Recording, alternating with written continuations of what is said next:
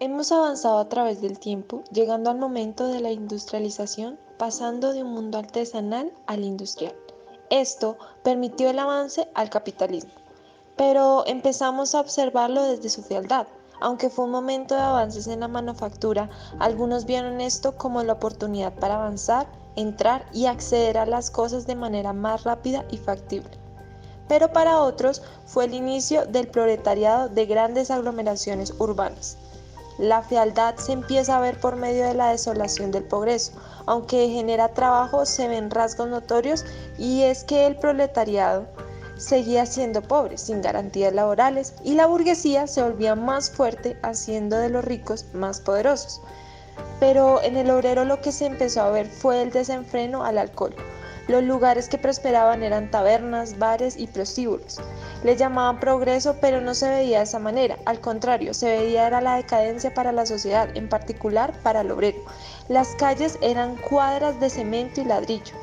De pasar a exaltar al hombre en el Renacimiento, se empezó a exaltar las monstruosas máquinas de hierro.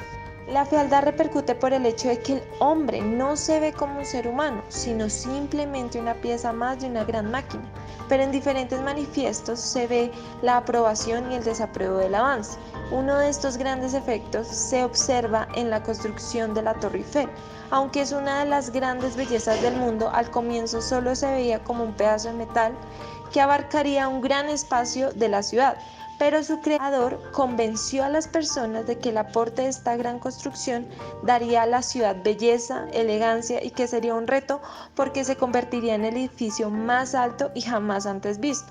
Muchos cambiaron de opinión al escuchar tales argumentos, pero ¿qué costo para el obrero tenía pasar horas extenuantes y que su jornada laboral se convirtiera en su vida?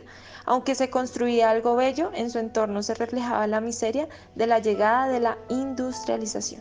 Claro, esto permite ver con claridad el decadentismo del hombre. Se habla de las acciones que éste tendrá al verse oprimido por las ideas políticas, que en vez de favorecerle, le da beneficios a aquellos que tienen el poder. En esto se halla la fealdad del mal y el horror del hombre. Cómo el hombre empieza a ver la maquinación, el deseo al masoquismo, el sadismo, donde la religión pasa a un lado y el hombre evoca prácticas diabólicas, el crimen aumenta y se le da atributo al acto sexual, entre eso a las prostitutas.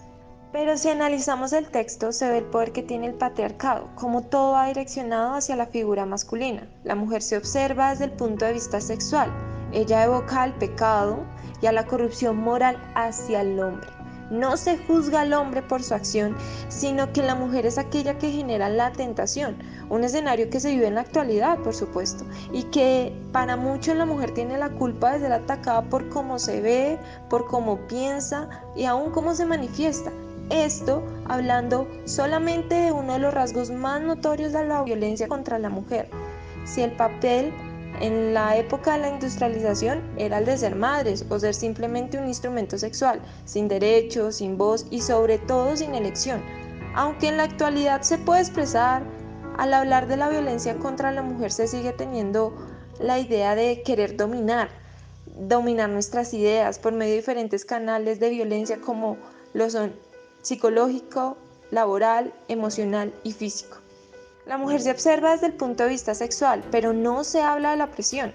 Eran nulos sus derechos en la industria, pero claro, servía para trabajar en la industria textil, algo de mujeres, pero su mano de obra era eficiente y ágil, pero el asumir largas jornadas laborales tenía repercusiones aún en su bienestar. Si hablamos de la fealdad en la industrialización, es ver cómo se cayó la voz de la mujer, cómo se observa como un instrumento sexual y hogareño netamente. Es cierto que el decadentismo se ve para los dos géneros, pero la opinión del hombre se tomaba en consideración, cosa que no pasaba con el de la mujer. Uno de los beneficios es que la mujer al entrar a la industrialización vio en ella misma el poder de asumir otras tareas diferentes a la del hogar.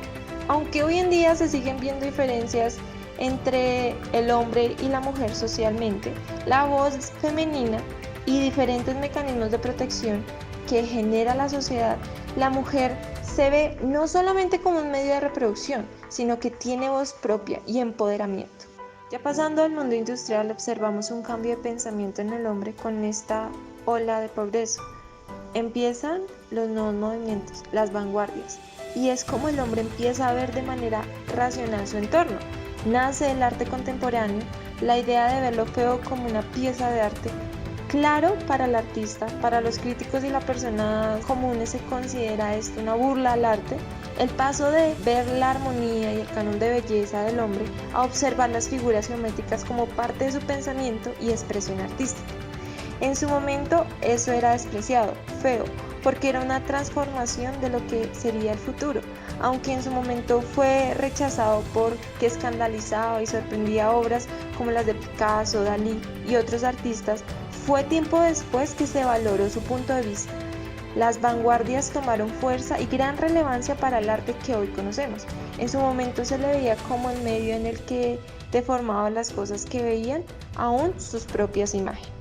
Los manifiestos futuristas fueron parte fundamental para el nacimiento de diferentes ismos. Su elogio iba en cuanto a la modernidad del hombre, autos veloces, la guerra, pero su lucha iba en contra de los museos, las bibliotecas, se proponían valientemente a realizar lo feo.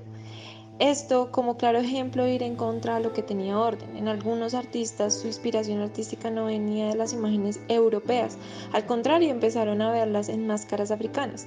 Para otras personas eran monstruosas y repelentes estos objetos, pero ellos estaban mirando más que la opinión pública, observaban una cultura por medio de su expresión artística. Es por lo mismo que la cultura y la identidad regional se pierde con el paso del tiempo, porque no tiene modernidad. Pero aún sabiendo, Colombia es un país que tiene una riqueza colectiva en cuanto a su patrimonio histórico, por la misma razón que esta herencia se debe recuperar por medio del arte, el diseño y la gráfica, para hacer de ella un constructo a reintegrar el arte ancestral.